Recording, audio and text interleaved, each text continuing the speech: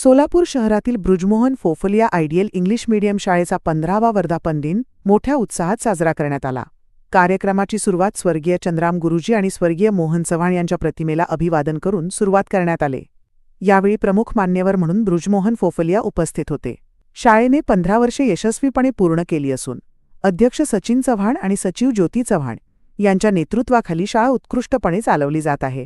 या शाळेची शतकांपर्यंत प्रगती होवो अशी इच्छा प्रमुख अतिथी म्हणून लाभलेले फोफलिया यांनी व्यक्त केली आणि स्वर्गीय चंद्राम गुरुजींच्या आठवणींना उजाळा देत सचिन ज्योती चव्हाण दाम्पत्याला शुभेच्छा व आशीर्वाद दिले.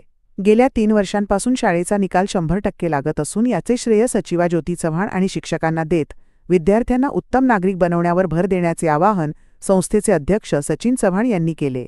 यावेळी त्यांनी स्वामी विवेकानंद यांची प्रेरणादायी कथा सांगितली तसेच उत्तीर्ण विद्यार्थ्यांना शुभेच्छा दिल्या.